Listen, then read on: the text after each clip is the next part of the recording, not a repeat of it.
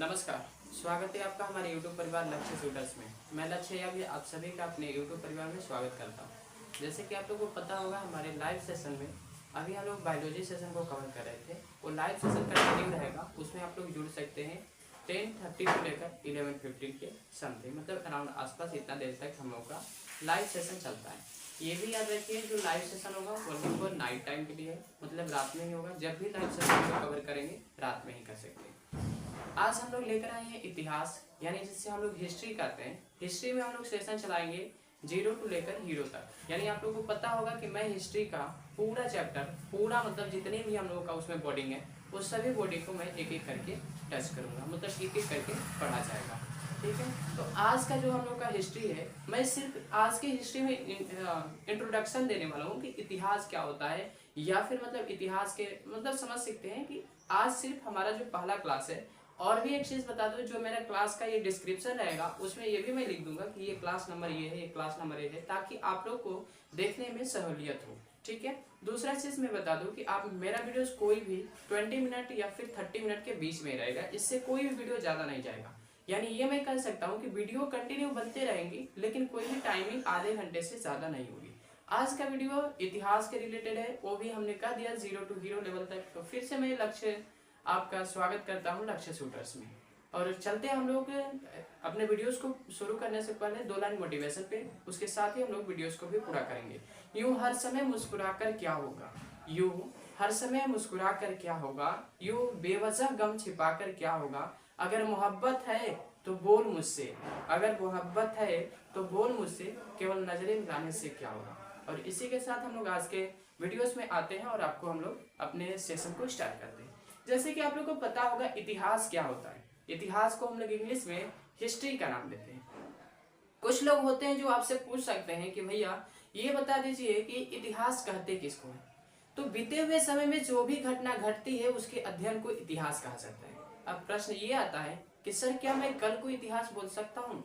यदि आपके जीवन में कल कोई ऐसी घटना घट गई हो जो बहुत इंपॉर्टेंट लगती हो, तो उसको आप कह सकते हैं कि ये इतिहास है। लेकिन ध्यान दीजिएगा मेरे शब्दों को, अगर आपके जीवन में कल कोई ऐसी घटना घटती है जो कि कह सकते हैं कि वो एक तरह से मतलब अच्छी हो, आपको मतलब याद करने लायक हो, तो उसको हम लोग इतिहास कहते हैं। अन्यथा आप यदि डेली लाइफ में जो करते हैं वही काम कल भी किए होंगे तो वो इतिहास नहीं कहलाता है। मतलब मेरे कहने का है कि इतिहास में टाइमलाइन का महत्व बहुत ज्यादा रखा जाता है। अगर आपके जीवन में कोई ऐसी घटना घटती है जिसका महत्व आपके जीवन से ज्यादा हो, तो उस टाइम को हम लोग इतिहास मानते हैं। और वही चीज मैंने कहा कि बीते हुए समय के अध्ययन करना ही इतिहास कहलाता है। और इतिहास को हम लोग इंग्लिश में हिस्ट्री का नाम देते हैं। बात यहाँ तक नहीं हुई, अब आगे मैं बढ़ूं तो ये सवाल उठता है कि हिस्ट्री के जनक किसे कहा जाता है, यानी इतिहास के पप्पा किसे कहा जाता है। मतलब कहने का है जनक किसे कहा जाता है। तो जैसे इसमें से अगर दोनों बोर्ड के विद्यार्थी पढ़ते हो, जैसे हिंदी मीडियम और इंग्लिश मीडियम, तो मैं जो भी बोल रहा हूँ बाइलिंगुअल लैंग्वेज में बोल रहा हूँ। ऐसा नहीं कि मैं प्योरली ना ही हिंदी बोल रहा हूँ ना ही प्योरली इंग्लिश बोल रहा हूँ। हाँ, हिंदी मीडियम वाले थोड़ा लेबोरियस होते हैं, मतलब थोड़ा मेहनती होते हैं अकॉर्डिंग टू सीबीएसई बोर्ड। ऐसा नोट, मतलब ये मैं मजाक नहीं कर रहा हूँ, क्योंकि मैं भी खुद सीबीएसई बोर्ड से हूँ। लेकिन इस चीज का मैं मायने रखता हूँ कि जो बिहार बोर्ड वाले जब छात्र होते हैं वो हम लोगों से लेबोरियस होते हैं। कारण क्या होता है ये बताते हैं। क्योंकि सीबीएसई बोर्ड वाला इतना नॉर्मली हो जाता है, मतलब नॉर्मल तरीके से पढ़ कर गया रहता है। ठीक है, पढ़ने में अच्छा रहता है, ये नहीं कह रहा हूँ कि खराब होता है, लेकिन इतना नॉर्मल तरीके से गया रहता है कि देखते नहीं है स्कूल में जो सीबीएसई बोर्ड से पढ़ा होगा वो जानता है। अगर मैम थोड़ा बड़ा आंसर लिखवाने स्टार्ट करते हैं तो कहते मैम याद नहीं होगा, तो मैम कहते अच्छा रुक जा बाबू, इसको छोटा कर देते हैं। तो ये इस तरीके से वो लोग छोटे छोटे करके आए हैं पढ़ते पढ़ते। इसलिए थोड़ा आप लोग को अब मेहनत करने की जरूरत है। दूसरा चीज, जितने भी लड़कियां हमारे वीडियोस को देखती हैं या फिर जुड़ती हैं हमारे चैनल से, तो उनसे भी ये रिक्वेस्ट रहेगा कि आप लोग ज्यादा लिखने का प्रैक्टिस ना करें, बल्कि ज्यादा आप लोग याद करने की प्रैक्टिस करें या फिर समझने की प्रैक्टिस करें। दूसरा चीज मैंने कहा कि समझने का प्रैक्टिस मतलब आपको याद भी नहीं करना है। अगर कोई चीज आप समझ जाते हैं तो ऐसा बेहतर होता है आपके याद करने से, क्योंकि कभी भी समझा हुआ भूलते हम लोग नहीं है। ठीक है, तो अब बात होती है, मैंने इतिहास बता दिया, इतिहास का डिफिनेशन बता दिया कि बीते हुए समय में जो भी अध्ययन किया जाता है उसको इतिहास कहते हैं। बट ये मायने रखता है कि उसका कोई हमारे जीवन में इम्पोर्टेंट है या नहीं है, जो होगा वही इतिहास कहलाएगा। अब आते हैं आगे कि इतिहास के जनक यानी इतिहास के पिता किसे कहते हैं, और सीबीएसई बोर्ड वालों के लिए इतिहास के फादर किसे कहते हैं, यानी हिस्ट्री के फादर कौन है। तो आपको मैं एक चीज बताऊं, इतिहास का जो इंग्लिश होता है हिस्ट्री होता है। आपको पता होगा इतिहास का जो इंग्लिश होता है हिस्ट्री होता है, और हिस्ट्री का पहला अक्षर जो होता है एच होता है। तो यदि आपको एच आता है तो इसके सामने भी एच लिख दीजिए, अर्थात हेरोडोटस जो इनके जनक कहलाते हैं, यानी इनके पिता कौन कहलाएंगे, हेरोडोटस आपके इनके पिता कहलाएंगे। ठीक है, अब देखिए आगे मैं आता हूँ, मैंने यहाँ तक बता दिया, मेरे बातों को ध्यान से सुनिएगा। आई होप आप लोगों को समझ में भी आ रहा होगा कि जो हमारे इतिहास के पिता हैं या फिर इतिहास के जनक हैं वो कौन कहलाते हैं, हेरोडोटस कहलाते हैं। अब कुछ इसमें से विद्यार्थी होंगे जो कि सीबीएसई बोर्ड से होंगे, हेरोडोटस को इंग्लिश में लिखवाना, अरे मूर्ख है क्या, इतना दिन से यदि पढ़ा है तुम सीबीएसई बोर्ड, तो हेरोडोटस को नहीं लिखने तो मैं नहीं आएगा, तो फिर क्या पढ़े हो, वो तो वो हाल हो गई ना। अभी हमने बोला कि बिहार बोर्ड वाले थोड़ा लेबोरियस होते हैं, ऐसे मैं भी सीबीएसई बोर्ड ही हूँ, मैं भी कोई बिहार बोर्ड नहीं हूँ, लेकिन फिर भी मेरा मेन पर्पस किसी को टारगेट करना नहीं है। ठीक है, अब आते हैं आगे। इतिहास जो हमारा होता है बेसिकली 3 खंडों में डिवाइड होता है। अभी आगे बताऊंगा कि और भी इतिहास में खंड होते हैं, लेकिन मुख्य खंड कितने होते हैं भैया, 3 खंड होते हैं। जिसमें पहला हमारा खंड आता है प्राक इतिहास, जिसे हम लोग स्टोन एज के भी नाम से जानते हैं। प्राक के इतिहास को पूरा पाषाण काल कहा जाता है, और पूरे पाषाण काल को हम लोग इंग्लिश में स्टोन एज का नाम देते हैं। स्टोन एज कहते क्यों है, बात यहाँ पे आती है। स्टोन एज का मतलब बाबू होता है जिस जमाने में सिर्फ पत्थर का प्रयोग किया जाता था, जिस समय में सिर्फ पत्थर का प्रयोग किया जाता था उसको हम लोग स्टोन एज का नाम देते हैं, और उसी को हिंदी में पूरा पाषाण काल कहते हैं। तो मुझे आशा है आप लोग को यहाँ तक समझ में आ गया होगा। ठीक है, दूसरा हमारा आता है आद्य इतिहास। अब आद्य इतिहास किसे कहते हैं, जिस इतिहास में सिंधु सभ्यता के बारे में अध्ययन कराया जाएगा उसी को हम लोग आद्य इतिहास का नाम देते हैं। ठीक है, कोई ये पूछे कि भैया आद्य इतिहास किसको कहते हैं, तो आप सिर्फ सिंपल ये चीज कहना कि जिसमें सिंधु सभ्यता की बात होती है उसको हम लोग आद्य इतिहास कहते हैं। ठीक है, अब देखिए बात ये आती है कि सर ये चलेगा कितना दिन। मैं क्या बता दूं आप लोग को, जो प्राक इतिहास है आज ही समाप्त हो जाएगा।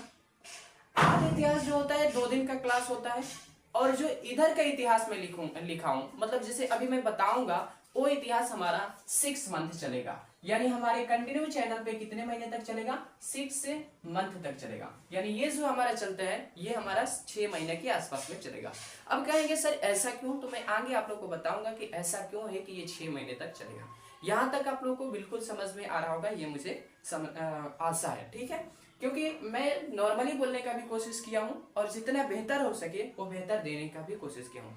यदि अब भी अगर मेरे चैनल पे ना ही सब्सक्राइबर बढ़ते हैं, ना ही व्यूज बढ़ते हैं, ना ही मतलब कह सकते हैं हमारे कंटेंट बढ़ते हैं, तो फिर हमारे जीवन में कह सकते हैं कि कितना भी मेहनत कर ले आप लोग सपोर्ट नहीं कर सकते, क्योंकि आप लोग के सपोर्ट के ही कारण कोई टीचर बहुत नीचे से ऊपर जा सकता है। ठीक है, तो आते हैं फिर से अब आगे।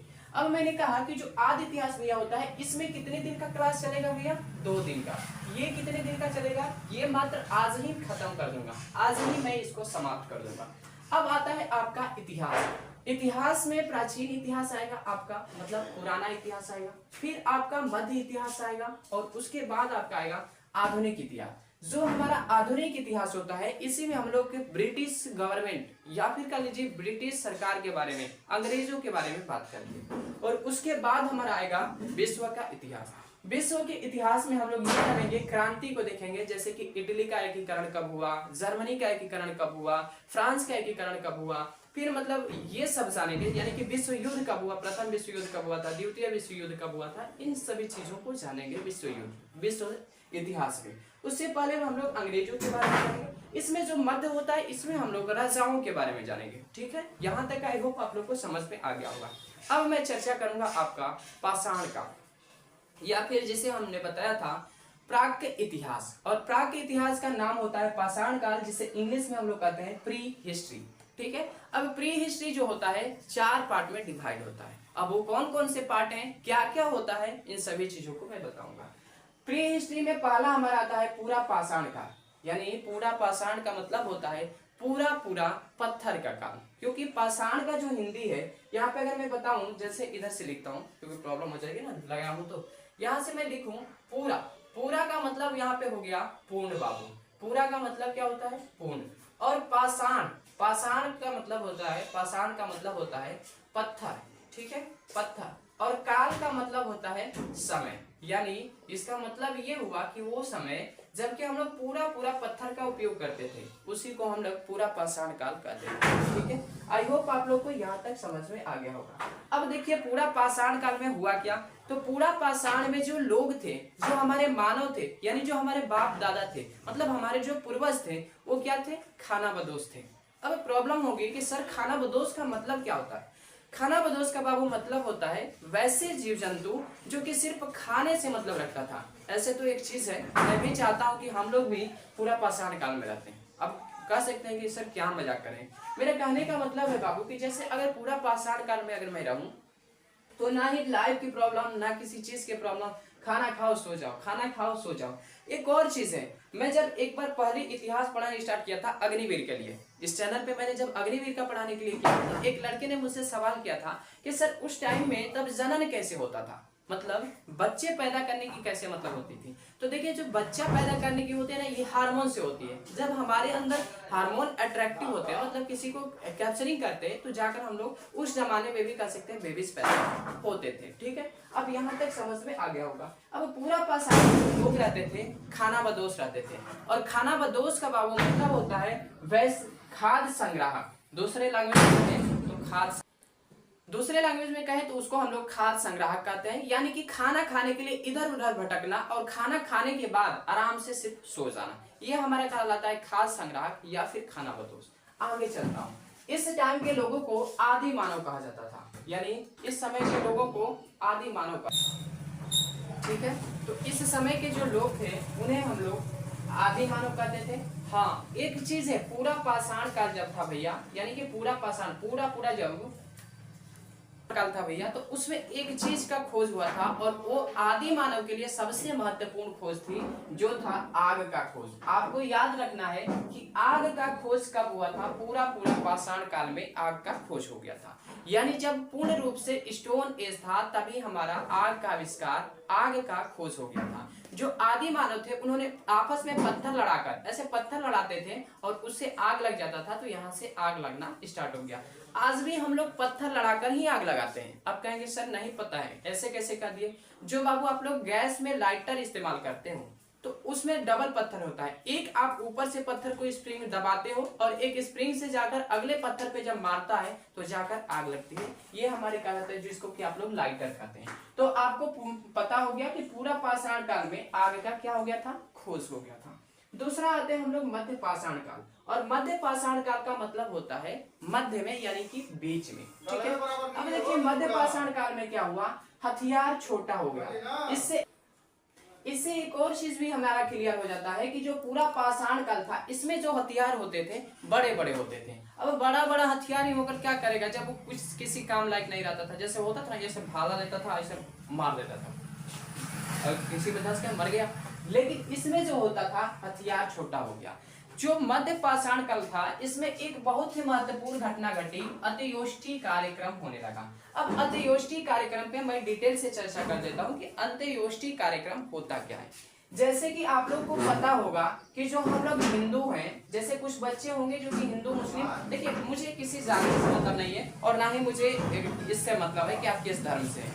मैं समझाने के लिए ऐसा प्रयोग कर रहा हूँ कि जो हमारे हिंदू धर्म के लोग रहते हैं इनके अंदर 16 संस्कार होता है। कितना संस्कार होता है, 16 संस्कार होता है। जैसे आप लोग कोई गलती करते होंगे गांव में तो लोग कहते हैं तुम्हारे अंदर एक भी संस्कार नहीं है क्या, तो टोटल संस्कारों की संख्या हिंदू धर्म में 16 होती है, जिसमें सबसे लास्ट की जो क्रिया होती है उसी को हम लोग अंत्येष्टि कार्यक्रम या फिर जिसको हम लोग मरने के बाद के कार्यक्रम कहते हैं। ठीक है, मरने के बाद इसका कार्यक्रम होता है। जैसे कुछ लोग होते हैं परवाह कर दिया जाता है या फिर जला दिया जाता है। अब ये देखिए अलग अलग धर्मों में अलग अलग तरह से अंत्येष्टि कार्यक्रम किया जाता है।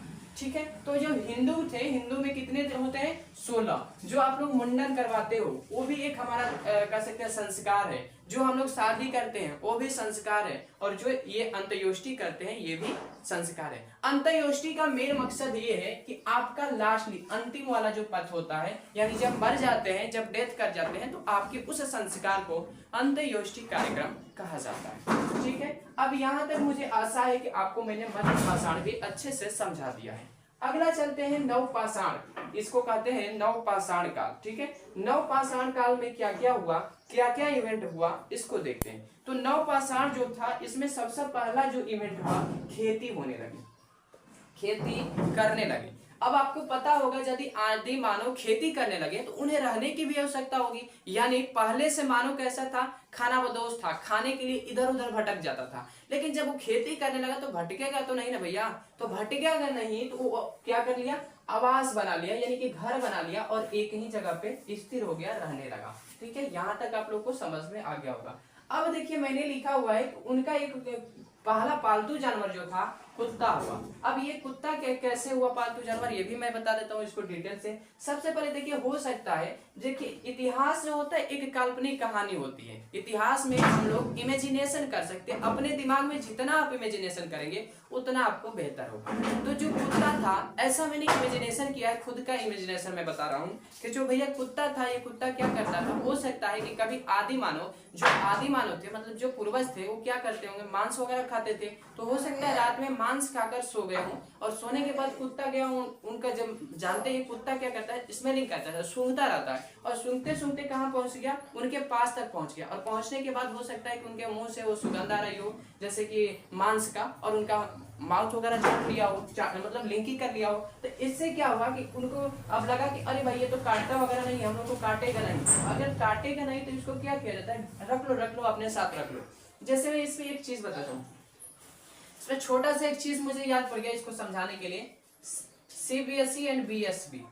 अब समझ गए होंगे, ये मत कहना कि सर हम लोगों को हीटिंग कर रहे हैं, हीट नहीं कर रहा हूँ, मैं कंटिन्यू कर रहा हूँ कि मैं खुद सीबीएसई बोर्ड का छात्र हूँ, इसलिए हीट नहीं कर रहा हूँ। मेरा मेन समझाने का मतलब है, देखो स्नेक होता है, स्नेक सबके लिए होता है, सांप जो भैया होता है सबके लिए होता है। लेकिन बिहार बोर्ड सीबीएसई बोर्ड में क्या अंतर होता है बताता हूँ। जैसे मैं इस चीज को सिर्फ आपको हंसाने के लिए बता रहा हूँ, ये हमारी कहानी से कोई भी इसकी ताल्लुक नहीं है। ठीक है, तो अब देखिए इसका मतलब स्नेक जो होता है ना, तो जैसे मान लीजिए 2 सीबीएसई बोर्ड के लड़के हैं और 2 बीएसबी बोर्ड के लड़के हैं, यानी बिहार बोर्ड जिसे आप लोग कहते हैं।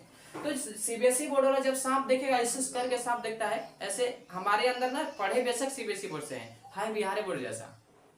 तो सीबीएसई बोर्ड वाला कहता है ओ माय गॉड सांप, अब तो हम जाएंगे ही नहीं। लेकिन बिहार बोर्ड वाला जानते हैं कि अब ये डर के यहाँ से भाग जाएंगे, लेकिन बिहार बोर्ड वाला कहता है अरे यार सांप, तो वो कहे रुक रुक चुप रहो हल्ला मत करिए, हल्ला नहीं, अब उसको आने दो। जब आता है तो उसको पहले मारेगा, खूब मार देता है, मतलब मारने का मतलब समझ रहे होंगे, उसका मुंह थोड़ देता है। तो जब मुंह थोड़ देगा दूसरा वाले से पूछता है, जब उसका दूसरा दोस्त रहता है उसे पूछता है तो चेक कर मर गए कि ना, चेक कर। और वो कहेगा ना अरे अभी ना मर अरे, तो फिर फोटो खींच लेगा, मार अभी ट्रेवल मार। तो वो मतलब मरने के बाद भी वो लोग क्या करते हैं, उस सांप को अभी तब तक मारेगा जब तक कि उसका पूरा मतलब फैक्चुअल ना फेंक दे। समझ गए होंगे, ये हमारे सीबीएसई और बिहार बोर्ड में अंतर होता है। अब ऐसा आगे चलते हैं। अब हमारा आता है नंबर 3 में ही हमारा आता है मनका। मनका का मतलब होता है घड़ा बनाने की प्रक्रिया यहाँ पे शुरू हो गई थी। घड़ा जो बनता है, पानी पीने वाला घड़ा जो बनता है, इसमें बनने स्टार्ट हो गया था।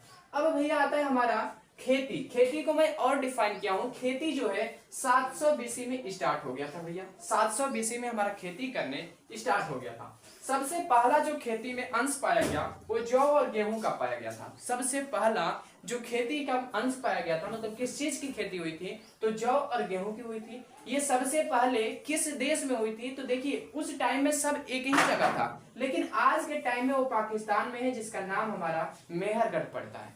अब देखिए जो मेहरगढ़ है, यहाँ पे कहाँ पाया गया था, तो 2 पहाड़ियां हैं, एक हमारे सुलेमान है और एक किरथर है। इन दोनों के बीच में ही हमें जौ और गेहूं के अंश पाए गए, अंश मिले हुए थे। अब एक चीज है, कुछ लोग पूछ देते हैं कि सर चावल कहाँ से मिला था, तो चावल हमारे उत्तर प्रदेश के आज के प्रेजेंट टाइम में प्रयागराज जिसे कहते हैं वहां से मिला था। और पहले के टाइम में क्या इसका नाम था भैया, इलाहाबाद था। इलाहाबाद था, लेकिन अभी ये आदित्यनाथ योगी जी ने, माननीय सीएम उत्तर प्रदेश के, इसका इलाहाबाद का नाम बदलकर क्या कर दिया है, प्रयागराज कर दिया है। ठीक है, अभी का जो नाम मैं बताऊं तो योगी जी जो है इसका नाम चेंज करके क्या रख दिया है, इलाहाबाद रख दिया, यानी प्रयागराज का नाम ही चेंज करके क्या रख दिया गया है, इलाहाबाद रख दिया गया। अब देखिए मैं बता रहा था कि जो हमारे जौ और गेहूं है ये क्या हुए थे, सुलेमान यानी कि मतलब किरथर पहाड़ी के बीच में ये मिले हुए थे। आई होप आपको पता हो चल गया होगा कि मतलब ये जो हमारी खेती की जो प्रक्रिया थी कितने ईस्वी में आई, तो 700 ईस्वी में आई थी। कहाँ से आई, तो आज के टाइम में, मैं पहले के टाइम को नहीं बताया, पहले क्योंकि सभी देश लगभग लगभग एक ही में थे, और आज के टाइम में बात करें तो पाकिस्तान के मेहरगढ़ में हुआ। ठीक है, अब देखिए अब मैं फोर्थ पे जाता हूँ जिसका नाम है उत्तर या फिर उत्तर पाषाण, जैसे हम लोग ताम्र पाषाण के भी, ताम्र युग के भी नाम से जानते हैं, सॉरी ताम्र पाषाण नहीं बल्कि ताम्र युग के नाम से जानते हैं। अब कहेंगे सर उत्तर का मतलब होता है बीत जाना। ठीक है, बीत जाता है उसको कहा जाता है उत्तर। जैसे अगर मैं इधर पढ़ाऊंगा तो जब मध्य बीतने लगेगा तो उसको मध्य उत्तर मध्य बोल दूंगा। ठीक है, तो बीतने वाले को कहा जाता है उत्तर, यानी कि यहाँ से पाषाण काल हमारा क्या हुआ, बीत गया और एक नए युग की तैयारी हुई जिसमें नाम आया तांबा युग, या फिर जिसको हम लोग ताम्र युग का नाम देते हैं। इसमें तांबे की कोई भी धातु मिल गई या फिर धातु बनाया जाने लगा, जिसके कारण हम लोग इसको तांबा युग या फिर ताम्र युग का नाम दे दिए। ठीक है, तो आई होप आप लोग को यहाँ तक जो हमारी ये प्राक इतिहास था ये अच्छे से समझ में आ गया होगा। यही हमारी थी प्राक इतिहास की कहानी, और अगर आप लोग को अच्छा लगा है तो प्लीज हमारे वीडियोस को लाइक कर दीजिए, 2-4 लोगों को शेयर कर दीजिए, और भी साथ साथ में अगर कोई दोस्त है तो उन्हें बोलिए कि हमारे चैनल को सब्सक्राइब कर दें। ठीक है, मुझे आशा है आप लोगों को यहाँ तक समझ में आ गया होगा। फिर से आपसे एक रिक्वेस्ट है, अगर कहीं किसी जगह पे बाय मिस्टेक मुझसे किसी भी तरीके का अगर मात्रा मिस्टेक हो गया हो तो प्लीज आप लोग उसे खुद कोऑपरेट करके सुधार लीजिएगा, एजेटिव हमारा मत लिखिएगा। दूसरा चीज, अगर किसी को भी हमारे पीडीएफ की जरूरत पड़े तो आप मुझसे कांटेक्ट कर सकते हैं। नंबर है 9801163593 पे, इस पे कांटेक्ट कर सकते हैं। ओनली फॉर व्हाट्सएप अवेलेबल है, कोई भी मुझसे कॉल मत करें क्योंकि कॉल हमेशा स्विच ऑफ बताएगा। ठीक है, जब भी आप कॉल करें पहले व्हाट्सएप करें, आपकी यथासंभव आप लोगों की कोशिश की जाएगी कि आपका जो भी डाउट है उस डाउट को क्लियर किया जाए। साथ ही साथ में आप अगर कमेंट भी करते हैं तो हमारी टीम आपसे बहुत जल्द संपर्क करेगी। तो इसी के साथ हम लोग इस वीडियोस को द एंड करते हैं। मिलेंगे एक नेक्स्ट वीडियोस में और एक अच्छे टॉपिक के साथ जिसका नाम होगा आदि इतिहास, और आदि इतिहास में हम लोग पढ़ेंगे सिंधु सभ्यता के बारे में। ठीक है, तो मिलेंगे एक नेक्स्ट वीडियो के साथ। इस वीडियोस में इतना ही, तब तक के लिए जय हिंद, जय भारत, जय बिहार।